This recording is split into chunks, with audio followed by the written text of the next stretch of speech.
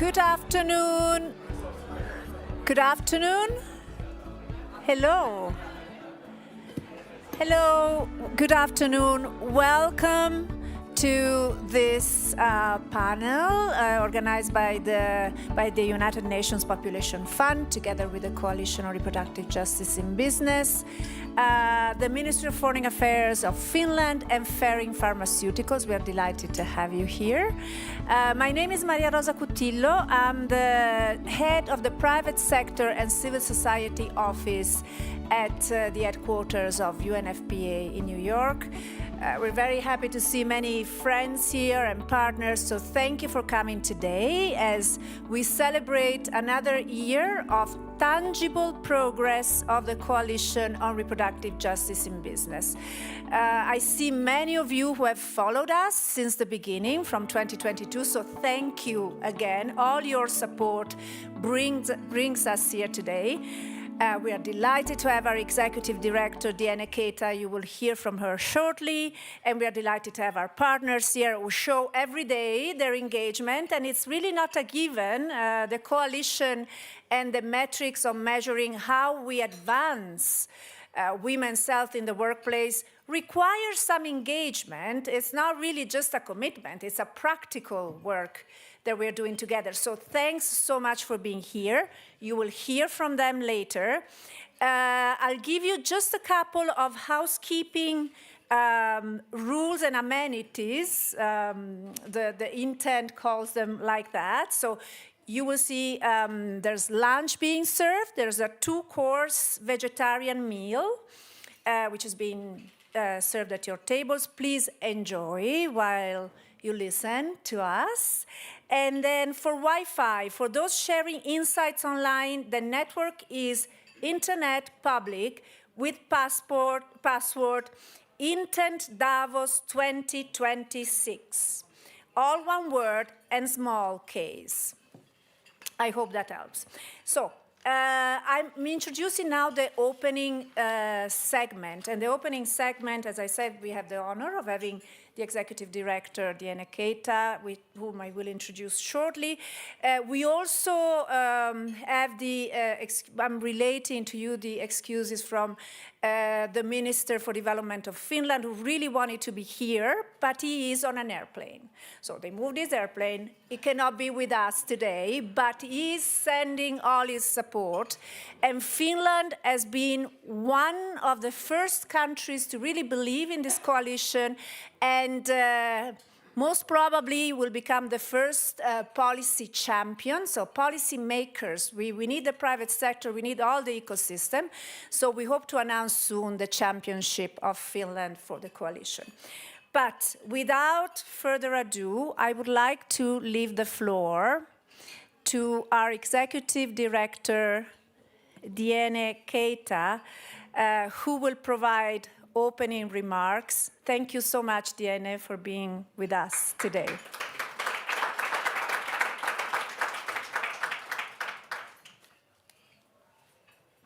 Thank you, Maria Rosa.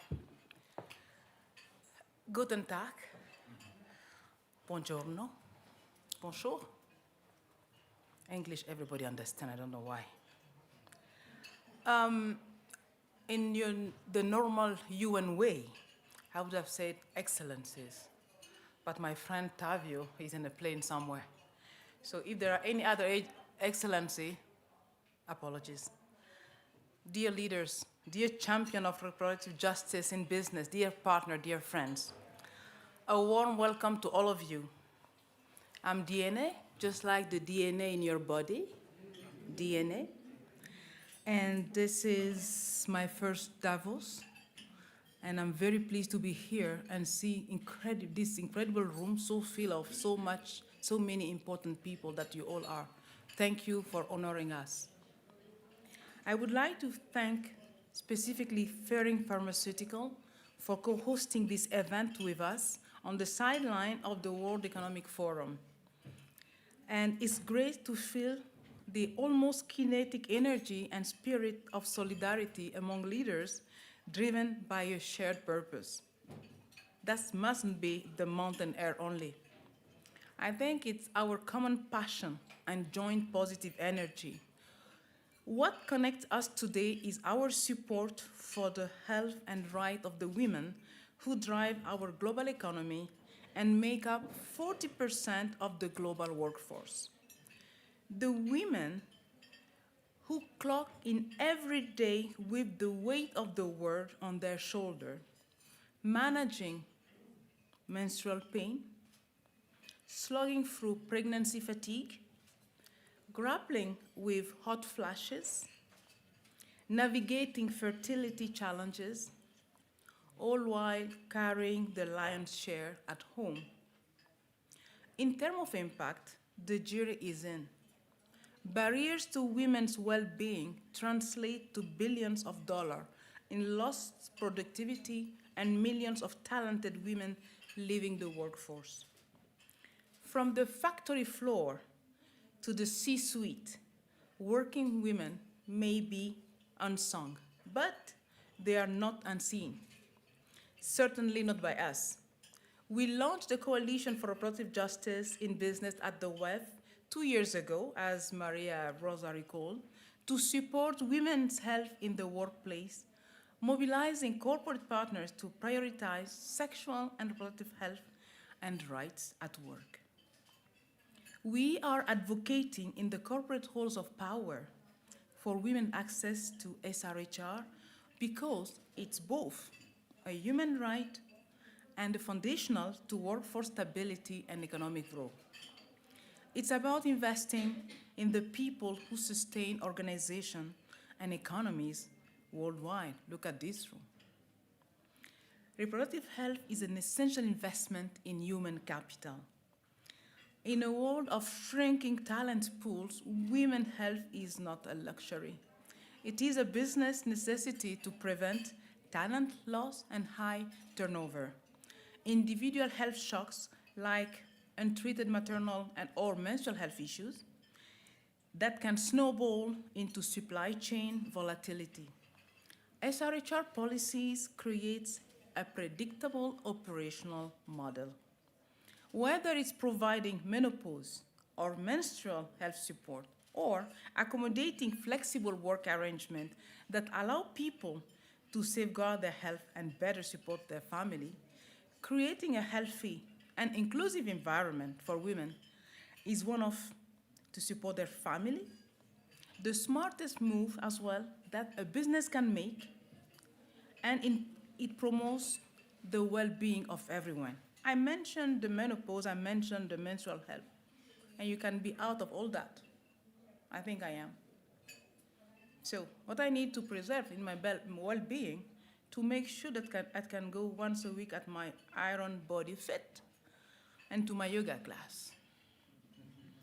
So a year ago, we launched the Coalition Champions Initiative, a small group of pioneering companies who stepped forward to lead women's health in the workplace. We continue to build momentum, and together with our 27 members and 10 champions, the Coalition for Reproductive Justice in Business has extended its reach to more than 800,000 employees. Thanks to all of you. Thank you. From manufacturing hubs in India to corporate offices in Europe, we are driving meaningful action and delivering concrete results. Today, I'm happy to help launch the Coalition First Annual Report, which provides an overview of how leading companies are operationalizing this approach. Our ambition is that their example will set a new standard in every sector around the world. From menopause cafes to fertility treatment support, the report provides blueprints for a more productive and equitable workforce. I look forward for several of our coalition champions here present taking the floor later in the program to share their first-hand experience. For the corporate leader here today, keeping women healthy and support is not just the right thing to do. I think it's really a competitive advantage.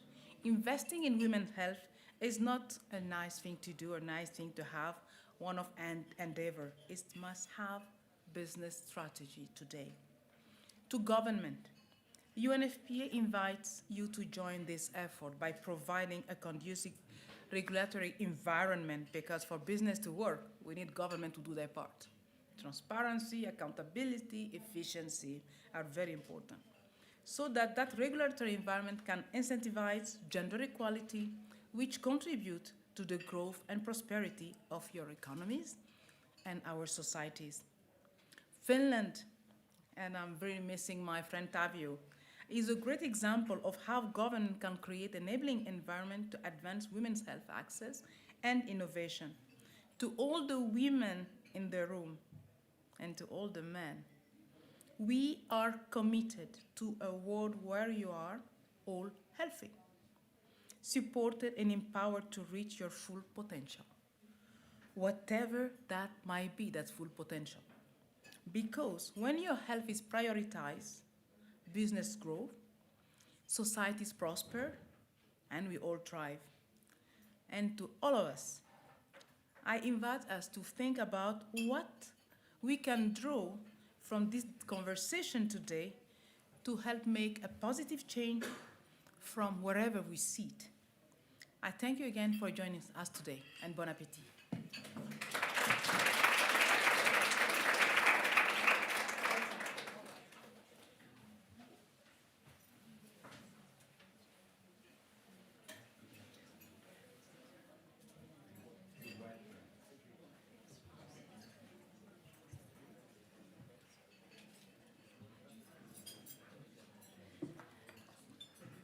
Thank you so much, Diene.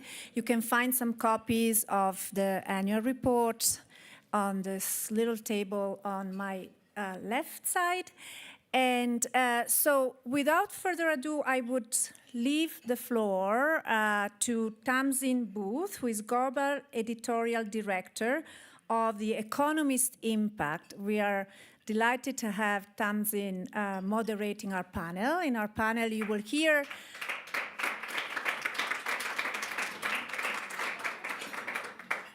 hear experiences of impact of our partners, our champions.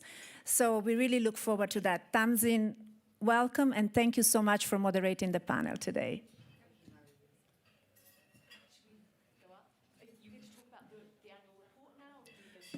We can switch into the panel, and I'll say something.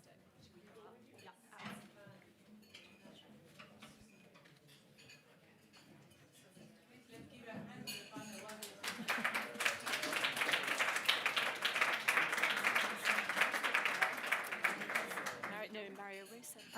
I'll see. You sit here, Ord here.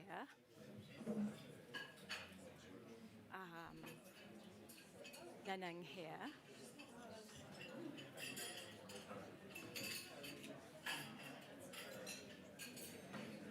Good afternoon, everyone. Good afternoon. Is my mic working? Excellent. It's really a privilege to be here with the United Nations Population Fund and with the Coalition for Responsible Justice, Reproductive Justice, to lead this panel discussion on women's health as a lever both for productivity and workplace resilience. I'm Tamzin Booth, as Maria Rosa mentioned. I'm editorial director of the B2B division of The Economist Group, also former journalist on The Economist for a couple of decades. And as former business editor of The Economist, I'm especially interested in this subject of women's health and productivity and well-being, not just because it's the right thing to do, but also for those demanding measures of shareholder value and business performance. So the evidence is really clear. According to the UN Population Fund, investments in sexual and reproductive rights can increase productivity by over 20%. That is immense, 20%. These investments can reduce absenteeism by over 60%. Again, an enormous difference. And it can also decrease talent attrition by a quarter. So these are the business metrics. And one of the interesting things in business over the last few years is that HR, that human resources departments, have exploded in size and scope. And these HR policies, HR factors are increasingly important. But there is so much still to do, and as we know, workplaces have not been built for women, and there's much still to do. So as a blueprint for action, UNFPA and Accenture, the global consulting firm, have identified 6 focus areas where the private sector can really drive this productivity dividend. I will list them in order. So the first, violence prevention. Second, parental support. Third, sexually transmitted infections and HIV. Fourth, menstrual and menopausal health. Fifth, family planning. And 6, reproductive cancers. These are very well-defined areas. And the evidence shows that when a company prioritizes these 6 rights, and we've got 3 very prominent household name companies here that are going to talk to us about all of this. So when these companies prioritize these 6 areas, it can set a standard that hopefully trickles down right through the supply chain of these businesses. And I'm definitely going to ask how exactly that happens, because supply chains are very large and complex items. So, of course, in business, what gets measured is prioritized. And so the UNFPA has created this coalition, and it gives the private sector, really practical things, so measurable indicators, scorecards for success. And all of these metrics are integrating these 6 aims into corporate ESG reporting and also into business strategy. And it's fascinating that we have here, business heads, business people, not only people dedicated to ESG and to broader themes. So without further ado, I would love to introduce our 4 panelists. Maria Rosa Cutillo, you've already heard from, of UNFPA. Christelle Beneteau, who is Chief People Officer of Ferring Pharmaceuticals, a Swiss multinational group, privately held group. Aude Ray, Global Business Head of Adult Nutrition of Nestlé, a certain multinational company. And Neneng Gonadi, CEO of Grab Indonesia. Grab is the super app that leads in Southeast Asia and, by the way, snapped up the operations of Uber, I think it was in 2018. So in terms of running order, we're going to hear from our panelists for just over half an hour or so. And we will have about 15 minutes for questions after that. So as you listen, please do store up questions, because we're really, really keen to hear from you and have your participation and your insights into the topic. So for my first question, I'm going to go to Maria Rosa to set the scene for us a little bit more even than you did in your opening remarks. So from your position as the architect of the coalition, can you tell us a little bit about sort of the journey, how it began, how easy has it been, what sort of progress has been made, and where you see things going? Thank you so much. So maybe let me tell you a little story. And the story is from my previous life. I worked in the private sector. I was the head of sustainability of a multinational. And we had supply chains in many, many countries, particularly in Asia. I visited those supply chains maybe 10 times a year. I was always talking to women, always talking to the owners, to the CEOs. And always, one of the big gaps was women's health in the workplace.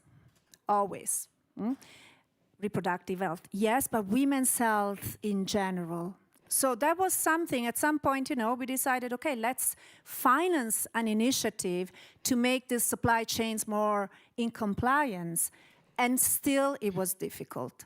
So you said something earlier, Tamzin. So what is not measurable is not visible. And I've been working on sustainability and corporate social responsibility for many years. And we never had specific indicators on measuring reproductive health in the way you have unpacked it, the 6 areas in the workplace. This was a field where everything was possible, where the sky is the limit, no? And that's the type of collaboration we have together. So when I moved to UNFPA and we started working with the private sector for partnerships, we started having many collaborations for different reasons: fundraising, visibility, innovation. But at some point, it was not only me, we had a kind of intuition. We can do much, much more if we work together also to influence the private sector. The impact you can make, our executive director was mentioning 800,000 women. I think only Nestlé impacts 300,000 women, and maybe more in your sphere of influence, no? So we're talking about hundreds of thousands of women that can have a better life. So that motivated us so much. We started this journey together with passion, I have to say. Accenture helped us because Accenture worked with many companies to really try and see what was possible. Mm-hmm. So this is a very pragmatic approach. It's not like a general commitment that we're asking. This is a real engagement. So whoever decides to take this engagement, it's a very substantive engagement. And did you, from the beginning, have an incredibly high degree of confidence that the corporate sector would quickly come on board? Or were you a bit more, well, will they, won't they? Well, I'm a very optimistic person. Mm-hmm. So for me, I thought, yes, this is possible. Mm? But of course, then you have to, start the journey. And so I think starting with data, starting with a real scientific basis, see what's missing, see what's possible. So I think that one of the issues of sustainability, corporate social responsibility, is that sometimes was very, very far away from the business. Mm-hmm. So you really need to be very realistic here. And so I think that was the approach that we got. And I think that was the approach that proved to be successful. And, this is the 3rd year that we show progress in Davos. So that, to me, is a real indicator. And let's go straight away to Aude. And really, just to talk about, what were the internal drivers at the company for you joining the coalition? You're the newest coalition champion.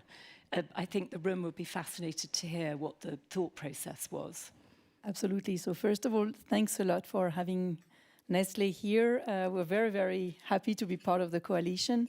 We're a company that's present in 190 countries worldwide, and we do have in our workforce 110,000 women, yet the numbers you have are much higher because in our supply network, imagine the hundreds of thousands of women we touch in all the rural communities, for instance, that are supplying our raw materials. So yes, we do have a lot of, impact on women on a day-to-day basis. And here I'm not even mentioning the millions of women that pick up our products every day in the shelves of their, local retail shops. So for us, women's health is not a secondary concern. It's a central concern for us. We believe it's our responsibility as an employer for all of our employees and the member of the supply network. And it's also a responsibility as a global nutrition company versus our consumers. So for us, it was very natural to join the coalition when we heard about it, and we saw the energy that is being put here, and it's absolutely very well aligned with what we're driving, both from an HR workplace perspective as well as on the business side. And Aude, put on your shareholder value hat. I mean, you're a business head. You're accountable for growth and profitability. Just really drill down for us a little bit on what this initiative means for Nestlé, red in tooth and claw as a business. Absolutely. So, well, on the workforce side, I think it's very clear for everybody that when your workforce is very engaged and you take good care of your employees, and we do so across the lifelong journey of women, from menstrual health through maternity, through menopause, well, obviously a workforce that is much more engaged will be much more productive, will have much less absenteeism, etc. So that is very, very obvious. And then from the business side, where I come from, because I lead adult nutrition, well, you look at the massive women health gap, which is now very, very much publicized, but in a few years back wasn't so much in fashion, I would say. And then on the other hand, as a global nutrition company, it's quite clear to us the impact that nutrition has on health and well-being. And we have consumer knowledge, we have scientific backbone. So when you reconcile both, you can see very clearly a massive opportunity for business and at the same time to have impact. And that's where we are building and rolling out globally several lines of products, one especially on motherhood journey and maternal health. And those lines of products map directly onto some of these 6 areas. Would you just let us just lay out which of the 6 areas the company has chosen really to focus on? So within the coalition, we've chosen to focus on the workplace. Yet this doesn't, necessarily prevent us from also really be very, very focused in our business on accelerating our lines of products that are focused on women's health. The one that is on maternal health, that is already very, very well developing, as well as potential future developments in other areas of women's health. So we're really doing both. Fantastic. Christelle, I'd love to really go to you for sort of an in-depth bit of a case study on sort of how this is working inside a company. Can you describe your extra mile building families policy and just really give us some detail on how that functions and what the results have been? Yeah, with great pleasure. So we've got a benefit program we call Building Family at Fairing. It's our known as BFF. It's our own BFF. So at work, when you talk about BFF, it's a different meaning. And it's 3 years ago, we launched this program, and it has 3 main pillars. And really, in working closely with the UNFPA, fully aligned. So the first pillar is around fertility treatment. So Fairing, we are fertility specialists. We believe in helping people around the world building family and live better life. So it starts at home. Therefore, we really need to lead by example and bring to our employees the same life-saving impact that we bring to our patients. So the first one is helping our employees who are facing family building challenge through financial support. That's one pillar. The second pillar, and I think is one of the 6, it's around parental leave. It's not our business, but it's part of the whole topic. And we offer, as part of the benefit program, it's not mandatory, we offer to birthing and non-birthing parent 26 weeks of paid leave, fully paid around the world. So in some countries, not a biggie, probably Finland, the Prime Minister is not here, but in some countries, even in Switzerland, it's quite exceptional. And the reason we do that as well is we've seen it really, it kind of help with the playing field, is kind of level the playing field between men and women, in particular around the study shows that it reduce postnatal depression, and that has a huge impact on the number of women coming back after birth. So it has a direct impact, and we do that because it's a nice thing to do. And sorry to quote you, NDA, but it's also the make business sense. The third pillar we have that, and we believe anyone can do it, is really working on developing a culture that is understanding, raise awareness, and really help people facing those challenges to be able to talk openly and remove the stigma. So we do a lot of training, building awareness campaign for managers, for employees, communicating. So this, I would say it's a fully inclusive, holistic program. It's core to what we do, but not just. And this is why, for us, partnering with UNFPA made absolutely total sense. Thank you. Turning to GRAB, so your company is tackling one of the hardest and hard to think about areas, which is sexual violence. So in Indonesia, the statistics say that 1 in 4 women have experienced some form of physical or sexual violence in their lifetime, which is a very sad and shocking statistic. So could you lay out for us, how has GRAB looked at the risks for women, and how have you responded, in both in terms of technology and in terms of policies, to try and address this phenomenon? Okay, thanks. Thanks for having me. I think I'm the only one from Asia, so thank you.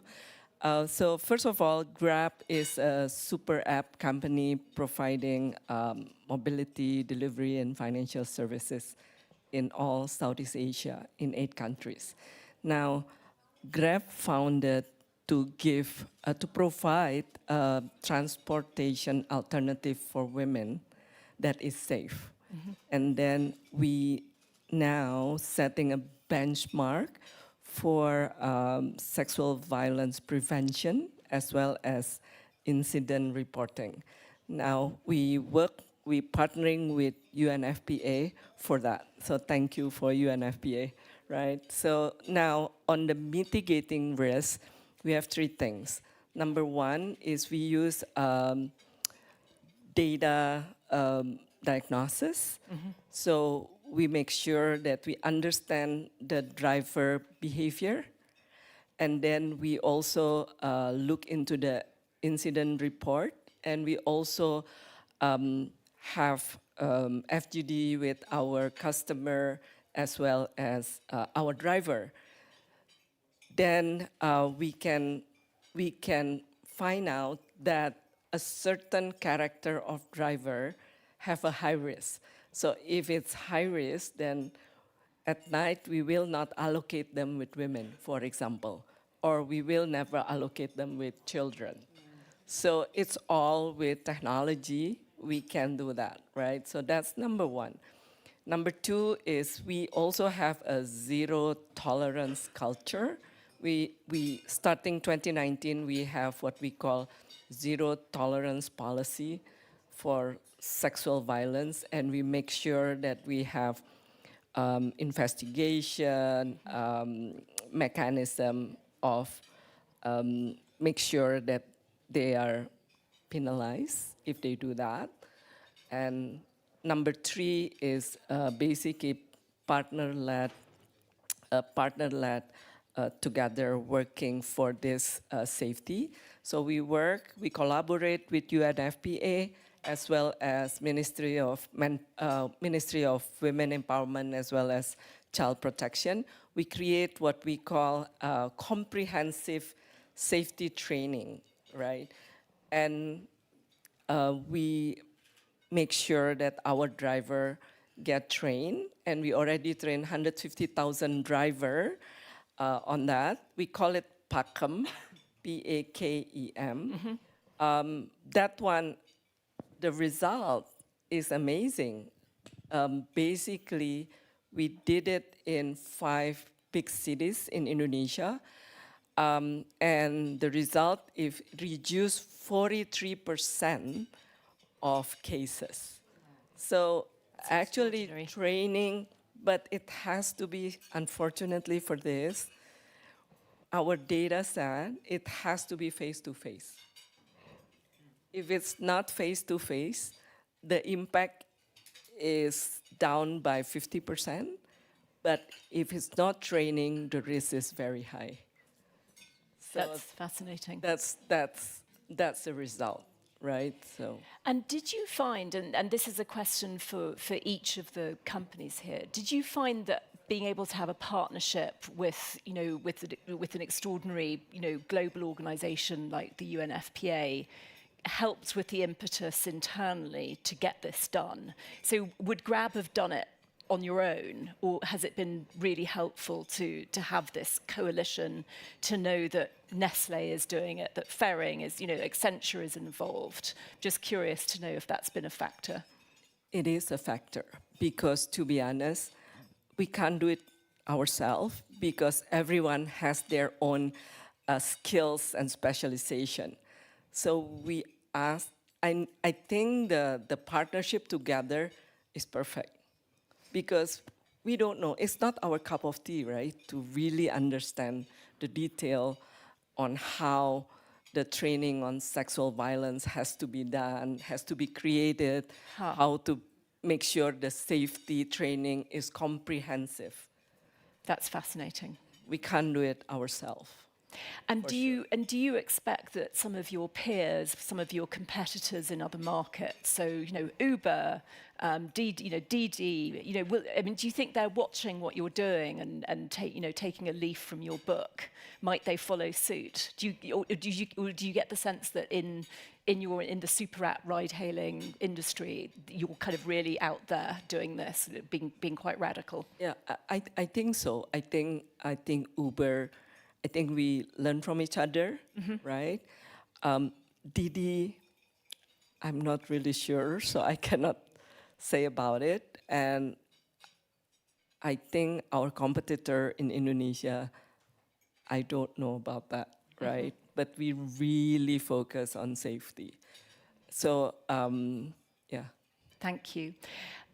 Ord, I'd like to come back to you on this question of supply chains because, as I mentioned at the beginning, they're incredibly complex. They're shifting all the time. Governance can vary in smaller firms. Is it quite simple to have this trickle-down effect of these policies and awareness and sort of forward momentum? Is it quite straightforward to have your companies in your immense supply chain take on board some of these actions? So, very good question. Obviously not, and that's why you're asking the question, I guess. When you're present in 190 countries, and obviously this is, we are here to tackle very complex social problems. And we're very well aware of this and our responsibility as a company. And that's why for us, being part of a coalition like this is very helpful. You can only do this through partnerships. For instance, in Mexico, we have partnerships with International Labour Organization, and that helps us to, in the field, for instance, in our cocoa growing communities, implement facilities where we can provide support to parents and caregivers. We open breastfeeding rooms, etc. But for us to do this alone is very, very difficult. So we use the leverage we have, the business power we have, and on top of it, we build with local partners so we can really make sure our impact is going all the way down. Because very often we're talking about complex social environments. We're talking about rural communities where we alone as Nestlé are not able to go all the way to the field. So, and you will actually, not you personally, but your teams, you will mention these 6 principles and where the focus is and in quite a sort of specific way in your supply chains. You'll mention the Coalition for Reproductive Justice. Yes, we do. And of course, in the way that we work with all of our suppliers, we're enforcing lots of, very important policies and principles. But if they're not completely followed up with action and with, KPIs, it's very, very difficult to see the progress, to your point earlier. So yes, we do mention, but on top of it, we really have to walk the talk and implement all the way down to the field. Because it's extraordinary, isn't it? Because if the supply chains can be led in this direction, that really is a huge impact globally in terms of the number of people, the number of women affected. Because you're touching more women, and let's not forget, every woman we touch is herself a mother, a sister, a friend, a member of a community. So at every moment, when they see the hand that is reached out to them, and then they are able to be, they are seen, they are taken care of, they will multiply the support and they will extend it. So it goes way beyond our own abilities to touch our employees, the supply chains. It goes really all the way down to society. And that's why when you're a leader like Nestlé, you have a responsibility to really be driving this, because we're impacting way more than just our workforce, for sure. Yeah, this is a moment when you're glad that Nestlé has such a global reach and is such a large company. Congratulations. Yes, and also then you really see the link between actually being in business, supporting women, and really, making a big social impact, which is what we're all here for, I guess. Christelle, same question for you in terms of, Ferring and your supply chain. How do you get these policies to be proselytized really widely? And it's a great question because so we're not as broad as Nestlé, but still 50 countries, which is still complex. And when we launch such a policy, as I shared, you can imagine culturally, in some countries it can be taken very, very difficultly and challenged. And this is why the coalition helped as well in terms of partnering with people who are in the coalition, I think with Nestlé, but others who are either competitors or not. And in that moment, we're not competitors anymore. We can partner, as you said, learn from each other. And it was extremely challenging. But again, if you say why, it's then you focus on not is the right thing to do, but more around the business, and it makes business sense. And we have, in addition to UNFPA and our associates here, we've worked with organizations like Fertility Matter at Work, for example, and we co-sponsored a multi-country research last year around the impact on fertility. And interesting enough, we launched it in November in London.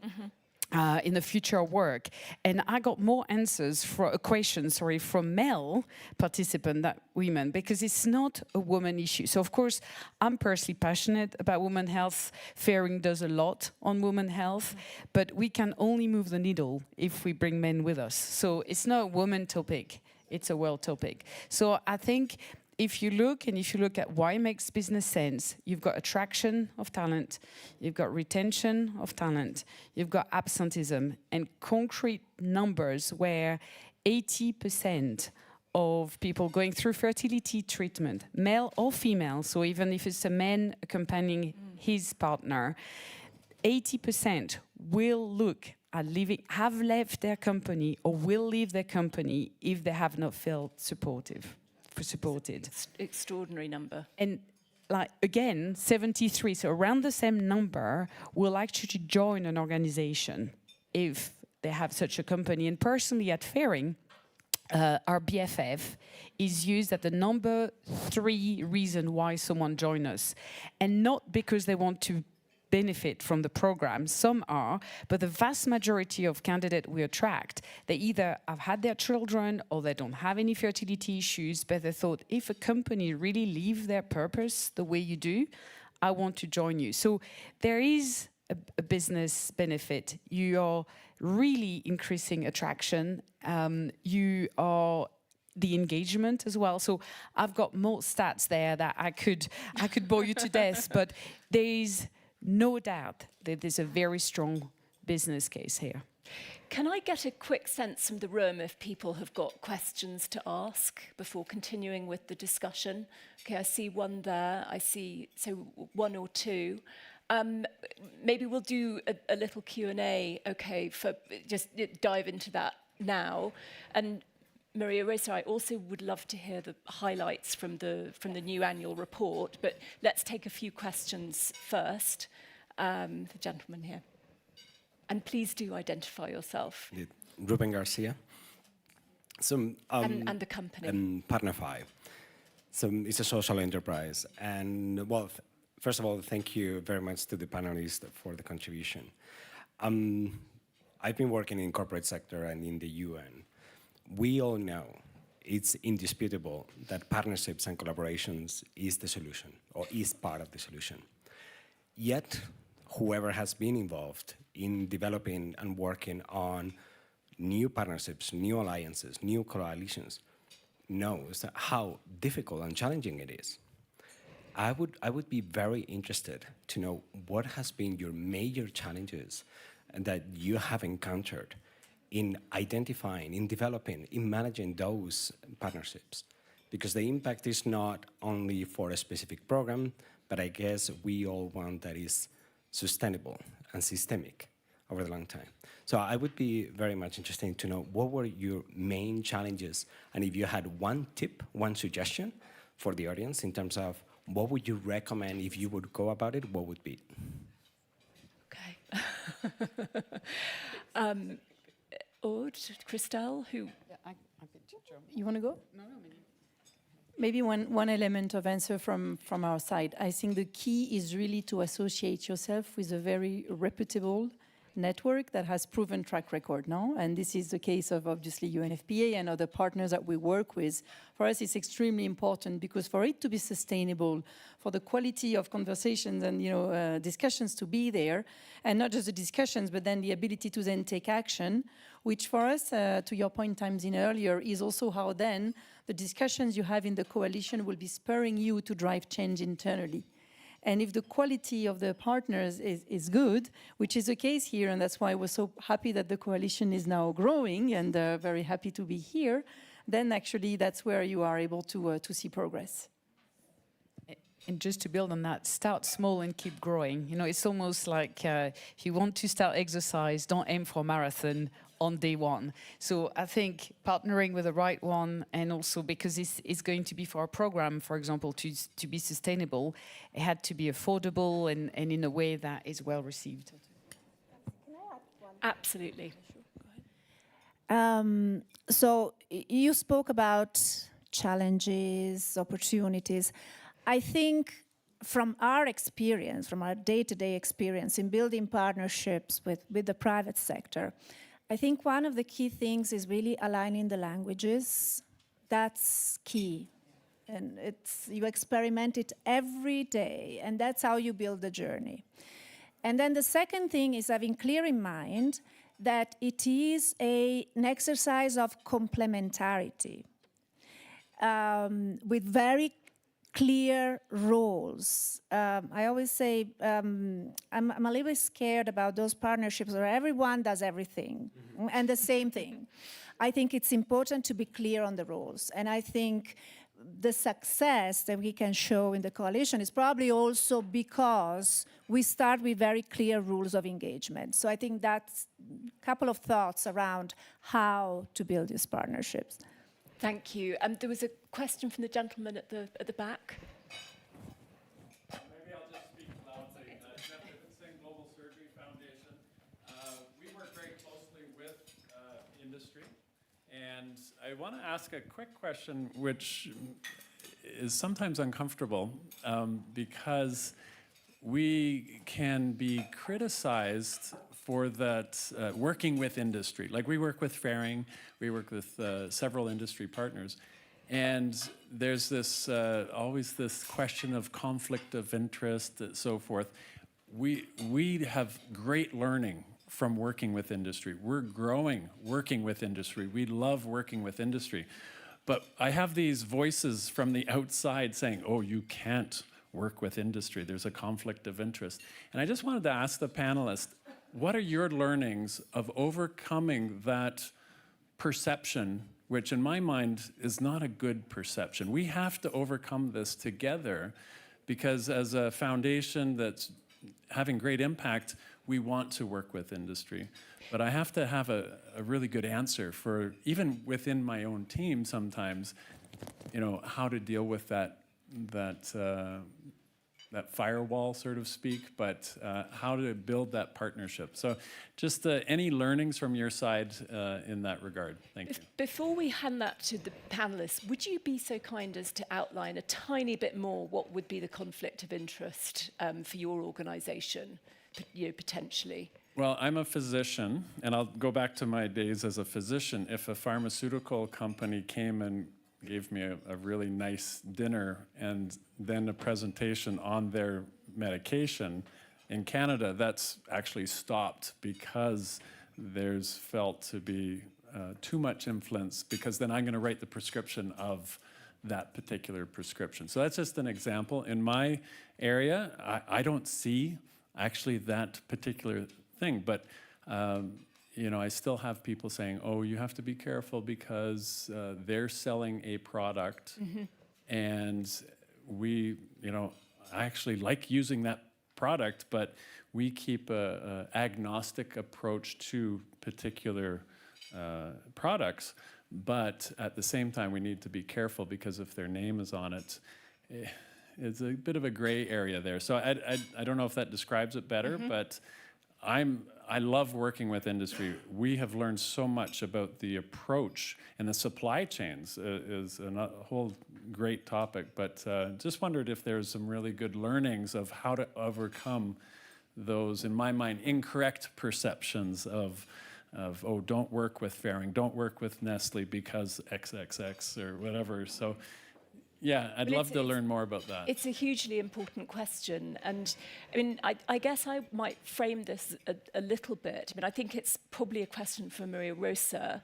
I mean, I would suggest that, you know, even Nestle and Fairing and other giants probably don't mess with the United Nations too much and the UNFPA. So there's a certain sort of clout in the organisation. And then I imagine, and I'm sure you'll explain this, that there will be a robust set of policies around, you know, handling the work together. And indeed, I mean, you know, this is a sort of situation that arises in many businesses where you have to act in a grown-up way around what the incentives are and how to make sure that the incentives, you know, work together in a positive way. But over to you, Maria Rosa. Well, I would say that in general, you should try to even avoid the perception. So I go back to the point around clear rules. I give you an example. We have a partnership with Bayer. And Bayer is part of the coalition, so they are actually a very interesting program around menopause. And in our memorandum of understanding for joining the coalition, there's a very clear legal clause that puts a firewall between being part of the coalition and being a supplier. There's an additional piece that you need to add. So you need to give all your suppliers the opportunity to know about the coalition in this case and to join the coalition. So the conflict of interest is very much linked to the preferential treatment. So you're not going into any preferential treatment for a supplier that, for example, is also a partner. So again, it's very important to have clear policies and clear rules and have them really spelled out clearly when you sign an agreement. So I think that's the way, not only to avoid the perception, but to avoid the real action, I would say, on that. Yeah, and if I may, I'm the head of HR I'm CPO, so in charge of people, communication, and ethics. So that's a topic that we deal with very regularly. So in addition to everything you've said, which I 100% agree with, we do a lot of training internally. So I think the perception, people who want to have that perception will do no matter what. Right? So I'm not saying don't care about it, but it is. So you ask for advice. I mean, it's highly regulated, therefore we can't do free trips to Hawaii anymore to show you the nice drug, which used to be the case years and years and years ago. Absolutely no. There's no gift. I can't even give you a pen, maybe my business card, nothing more. And this lunch, I don't pay for it, so that's okay. But it's heavily regulated internally. In all company, we are training a lot. And as also the head of ethics, we are checking. There's sometimes borderline we had to dismiss people because they're crossing that line willingly or not. So it is difficult. So this is internally. Absolutely internally, because we are accountable for that. So the tip, if I have to give one, is data. If you base your recommendation purely based on data, clinical results, same thing in Nestle, then you're unattackable. It's completely unbiased. Great, thank you for. Would you like to add? Or we shouldn't dwell. It's a spicy subject, but we shouldn't spend too much time on it.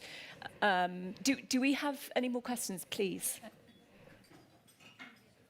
Excuse me.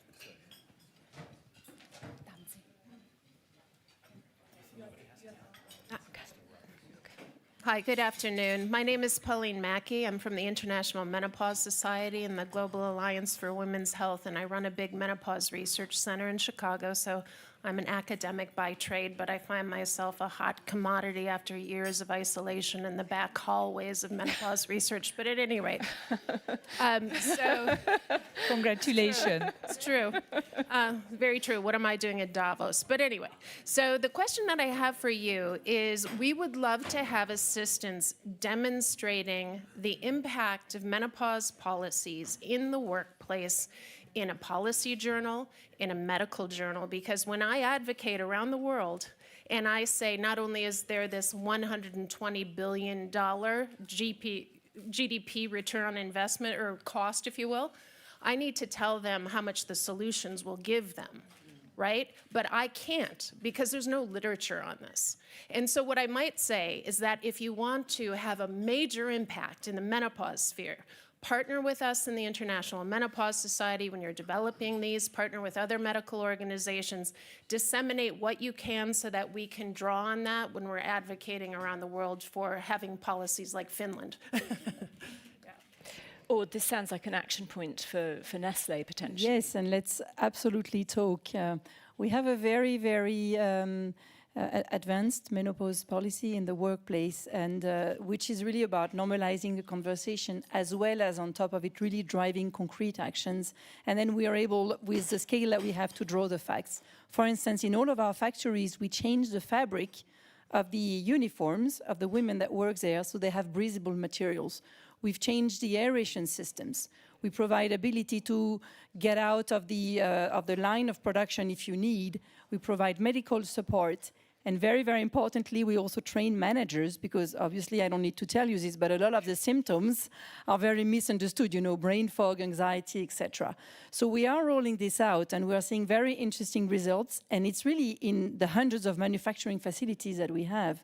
So very happy to discuss how we may work together and gather the facts so you can publish them, and we can show the business impact that this is having. Hello. I have a comment or observation from the corporate world. So I'm Munif Mohammed. I'm the CEO for Lagardère Travel Retail in Middle East. But also I have an academic background as well. So one thing, I'm glad that we are talking about principles, the 6 principles, having KPIs around these topics. But at the end, if you want to turn it into a competitive advantage, you are competing against how does a business invest its money against financial capital. Absolutely. And the key challenge we have in the corporate world is that human capital is not on their balance sheet. So when I look at trade-offs, when I say, how do I invest, where do I invest, and how do I turn people into a capital so that when I spend money on training, it's not an expense anymore, it's an investment. That mindset is still not there. Yeah.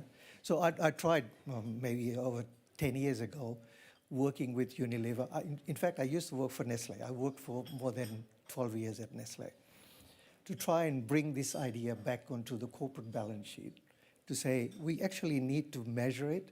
Part of my PhD, I did try to measure human capital. It's not a easy task, but it's something that needs to happen. That's when you really see business people making the right decisions. So redundancy doesn't then give them, getting rid of people, doesn't give them the short-term share capital, the share price boost.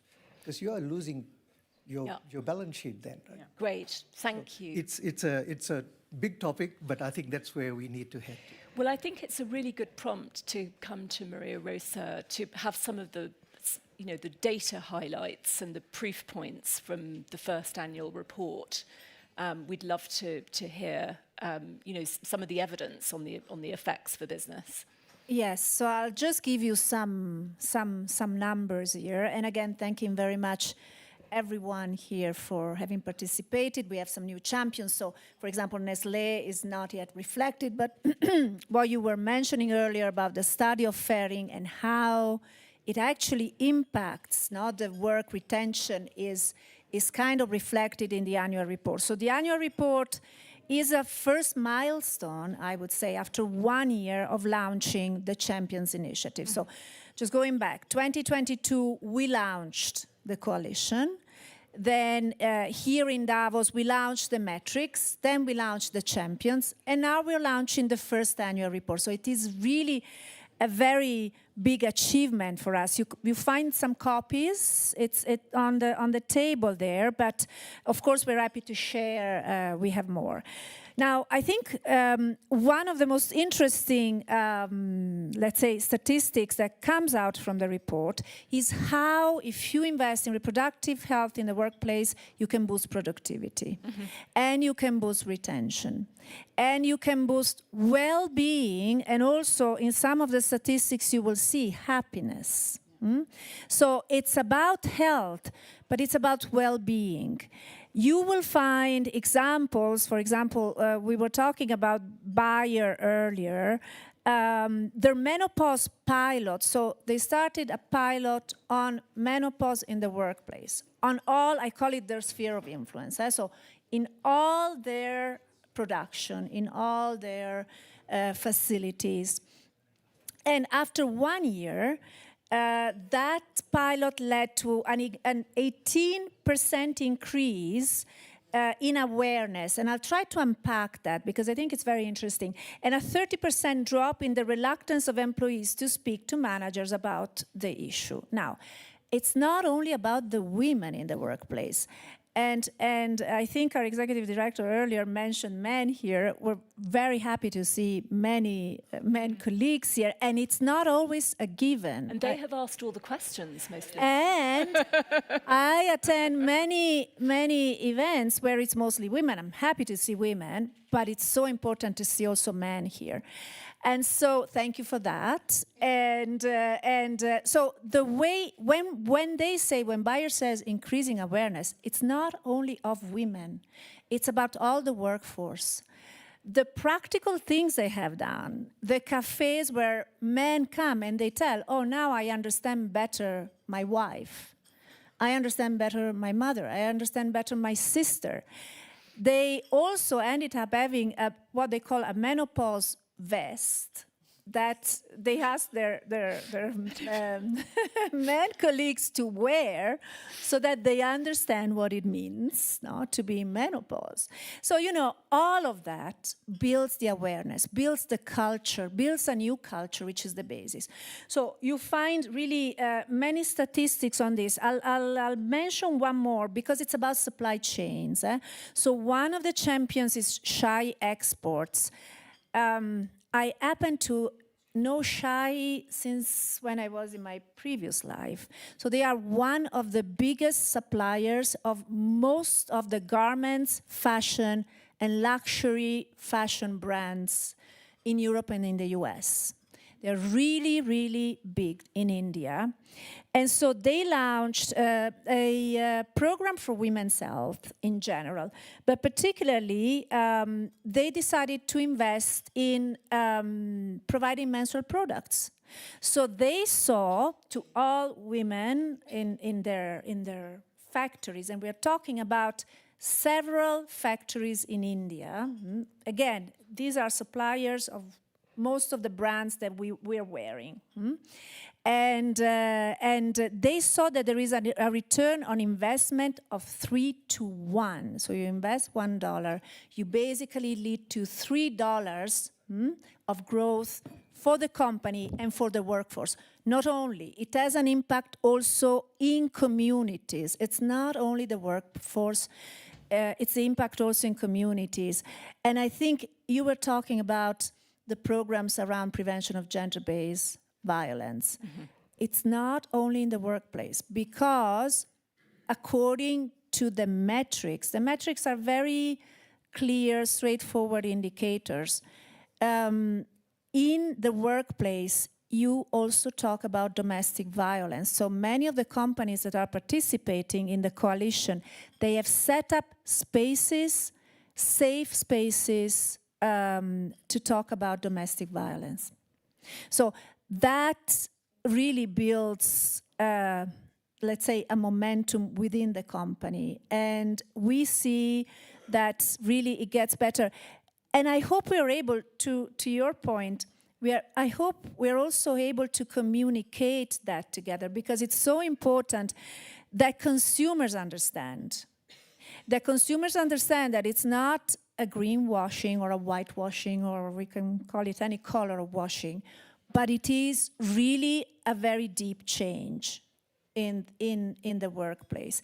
And it's also facilitated, I have to say, and the report mentions that, by a much more mature and aware class of managers that really bring this to the highest level, endorsement by the CEOs. So I think the report really highlights and unpacks much of this. It's just the first annual report, so hopefully we can portray many more practices in the future.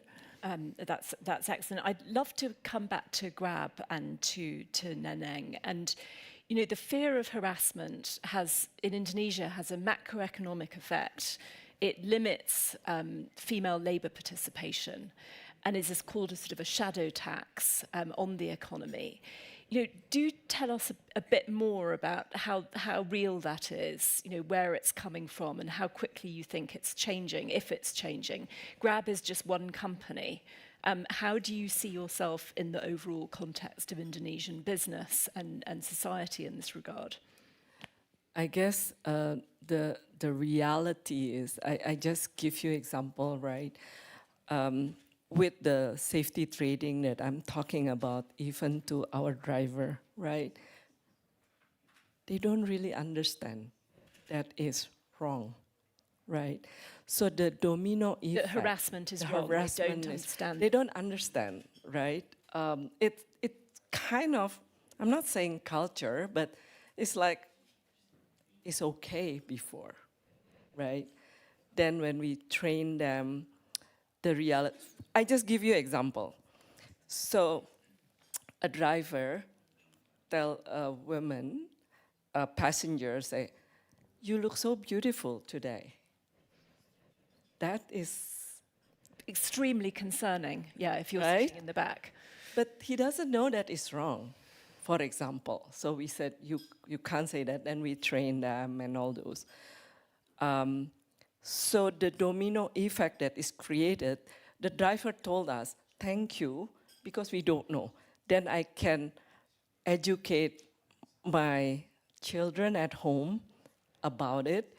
So the domino effect to the community is, the multiplier is crazy.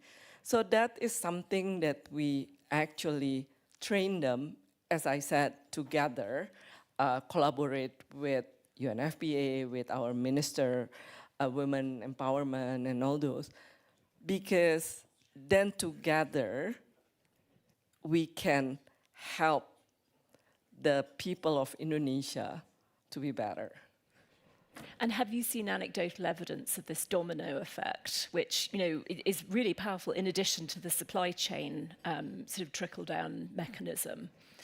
As I said, right, the number of cases, even in my company, is reduced substantially. So we focus on that all the time, and we also work together with other ministries to help, and then to the local government. So we help the local government as well. So I think that's what we need to do, right? Public-private working together, because the government cannot do it themselves. Private also cannot do it ourselves, so it has to be together. Yeah. So I'm very glad. Even Grab is small, but then the impact, hopefully, that we created is a lot, because if you think about it, the number of merchant, the number of driver, the number of customer that we support in Indonesia is multi-million people. That's a lot, right? Because Indonesia is 280 million people. So. Yeah. Any further questions? Can we go for the lady at the front? Thank you. Thank you very much. It's been very thoughtful and commendable what you have initiated. So I'm Lisa Corsten. I'm actually a director of a Centre of Excellence in South Africa Food Security, but I'm also the president of the African Academy of Sciences. So we have several big science initiatives in the continent, and we promote the voice of science, the academic platforms in the continent. So one is health, and so there's some sobering statistics in Africa, and I know, for instance, Nestlé is very involved, and as you say, it is a supply chain investment in going beyond just your staff's well-being. So a lot of suppliers in Africa, for instance, will be female. They will produce your groundnuts or your cocoa pods. That is then purchased by middlemen and sold to another middleman, another, and eventually the product will get to Nestlé.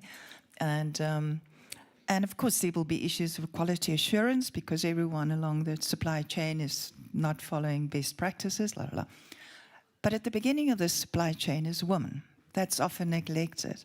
So how do we enforce that pipeline? Because it goes beyond just your staff and your employees. It is that community, and it's building the image. So Nestlé, one example, does have an interesting image in Africa, and it's also about, you know, the breast milk debate around, you know, baby formula milk, and how do we reach out? So I'm a scientist, and then they frown upon me being funded, for instance, by Nestlé. You know, so we have these debates. So how do you reach out, going beyond just your employees? And then I also want to add the question then to this whole pipeline. It's not only about investing, attracting and retaining the best employees and building that wellness in the female staff, but it's investing in that pipeline to attract the best females. So the females get lost in this pipeline. They don't even get to university, never mind getting into companies and becoming leaders. Just in Africa, just in South Africa, Mpumalanga province, 10,000 babies were born last year from girls under 14. That's a sober reality. 70% of female mortality during birth is in Africa, 70%, 180,000 people. I mean, that's still happening in Africa. So what are your responsibilities as companies? So maybe talking about what we do at Nestlé, I think the most important is what is the action you're taking on the field in these very communities. So we have a very, very well-developed cocoa plan, because a lot of what we supply from Africa is cocoa, which is grown by individual farmers who own 5 to 10 trees maximum. So we work directly with them, first to help them to produce more, because sometimes they're not even educated and they don't know how to take care of their trees. So first, that they can make more money, because with the system you described, you know, the key question first is what is the revenue they're making? And then second is to educate them. We build schools there. And that comes also so that they send their children to school, and more importantly, that they send the girls to school.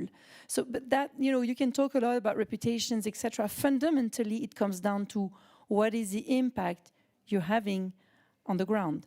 And then from our products as well, you know, we're really working in, you know, products that are affordable, like milks, porridges that are fortified to support women throughout their pregnancy, because the vast majority of them are deficient in certain nutrients. So all the way in a 360 way, from the products, supply chain, etc., it's all about the action concretely that you're doing every day in the countries. And thank you for continuing to encourage us to do this. And Christelle, you also mentioned the geographical diversity and remit, and that some regions are perhaps harder for these kind of reproductive justice aims than others. And, you know, it has to be, I mean, do you, it's a question to you, Christelle, first. I mean, can you claim to be equally implementing these policies across all regions, or does there inevitably have to be variation? So it's an excellent question, because it's the only global policy we have in the company, even work from home, even others. And we have one caveat in the policy who said that local regulation will trump any kind of policy anyway. We don't make it mandatory, because we actually had some negative reaction from some countries who say, but you don't understand, in our culture, you know, a man can't they can't take time off, or so we're trying to be we are being extremely respectful, and we're working very closely with the leadership there. So we have to be respectful of the culture. For example, surrogacy is not allowed in Switzerland, so of course, if you're in Switzerland, you don't have that. One element to answer both questions somewhere, what we do, can we save the world? No. Can we try to make a difference, at least in our industry? So Fairing is partnering with the WHO, and it was a 20-year program. We have a drug which costs $1 that in developed countries save millions of women's life. So we would have spoken 90 minutes. 15 women would have died in the world giving birth. They are not sick, they're just giving birth. And we partnered with the WHO 20 years ago because the drugs needed to, and we produce it, it's $1. So that's the price, the cost of a woman's life. And we, after 20 years of research, partnering, for free, we're now having a drug which is heat resistant, so it doesn't have to be in a cool place. And 2 years ago, we injected a woman in India, and now we're producing. And our ambition is to save 30 million women's life by 2030. Now, it doesn't address the issue you're talking, and I don't think we can save the world. But where we can, I think we all have a responsibility, and social responsibility is one thing, and I think it's not a substitute for local legislation, but I generally believe, I think a lot of us believe, not just at Fairing, in particular if we join the UNFPA and if we're active here with WEF, is company our side. We have not only the duty, but the obligation, personally I see that, to try not to save the world,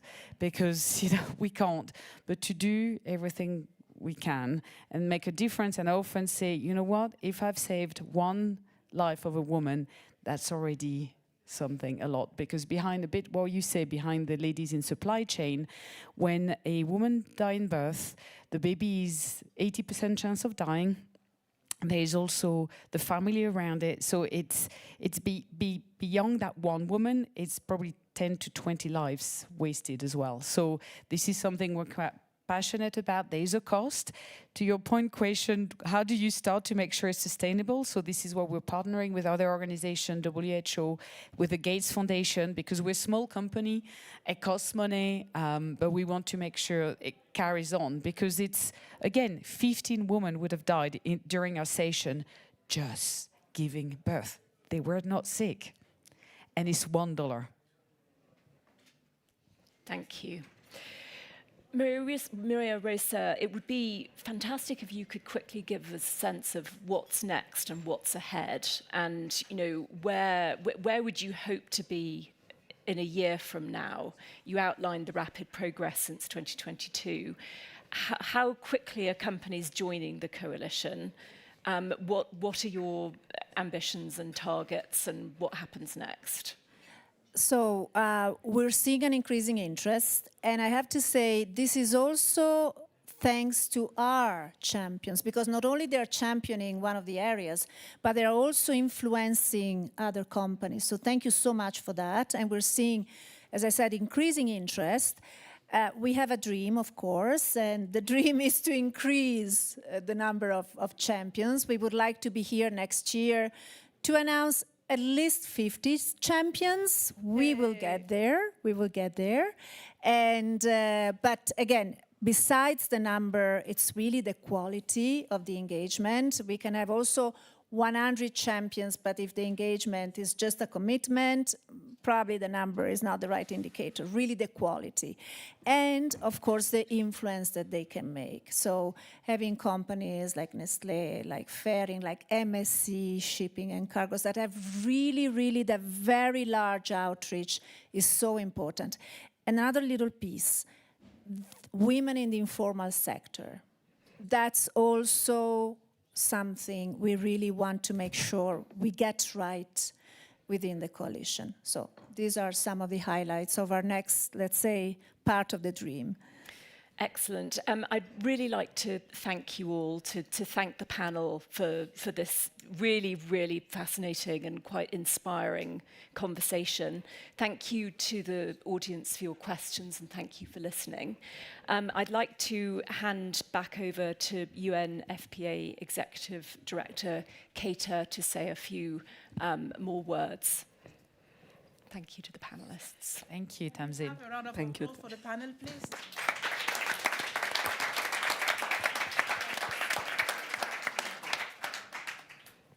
Thank you so very much to all of you for your brilliant questions, but for the panel insight, Namzin, for your incredible moderation. Aude, it was fantastic listening to you. Christelle, exactly the same thing. Thank you for your passion. And Neneng, for your reality check. You know, I said at the beginning, we are here, it's not the mountain here only. It's our passion and truly the positive part of what we do. Everything, every step we take is difficult. It's difficult. I've had to let go mining company, fantastic, who would have given me millions of dollars, believe me, the biggest ones. But we couldn't find a way to do it. Nothing was wrong. Maybe one day we'll find and then we'll work with them. So for your question, those are so critical, but I would like you to look at the other lens. We can look everything from the glass half full or the glass half empty. And I think, Krista, you said it so right. Women die every 2 minutes. Women die every 2 minutes. You have a role to play. And for me, your biggest role to play is to make as much money you can make. I'm very serious. While you are building the most ethical business possible. Okay? And we are here to help you doing that and questioning everything, because we have to do that. That's our job. And while we do that, we have the power to talk to the government, south, east, north, anywhere, to tell them our truth. Today, this mandate of mine is not the sexiest one. Why? Because I'll talk about sex every day. You know that song? Let's talk about sex, baby. Let's talk about you and me. Okay, that's what I do. But for the right cause. For the right cause. And your businesses are helping. I'm so grateful to the WEF to have this kind of conversation with big people like all of you. So please, keep it positive at your own level. And if you believe you have one slight solution to make it different, please bring it to us, to Maria Rosa. We'll think it through. We have incredible, incredible ethical team, believe me. My last point to all of you is 3-4 years back, we made a study about how much money UNFPA would need to end all preventable maternal death. Only the preventable one. You know, maybe you know the preventable one, right? One, you cannot get to the hospital in time, or one, you have a very wise woman telling you, oh, you are too thin, you shouldn't go yet, you have time to get there. Or you go to the hospital, nobody's there to take care of you. Or you go there and you start bleeding because nobody knows what you're bleeding. Those are the preventable causes. We needed that 300 billion. Repeat, 300 billion to stop all preventable maternal death, and that's where we have the data. If you don't have data, you don't even know. So imagine what it is. There is money around the world. But to get to those preventable data, we need ethical solution. And I'm so grateful for private sector, for investor, for journalists, for researcher, to everything that you do, even if to save only life. Only one life. We are talking about women here. Have you ever seen a man raped and look at it in his eyes, how it looked like? That's the kind of job we are in. We cannot publicize everything that we do. We are a scientific organization. But what we can publicize with you here, please help us continue working with you all to have champion to make sure that we can save more lives everywhere. I thank you.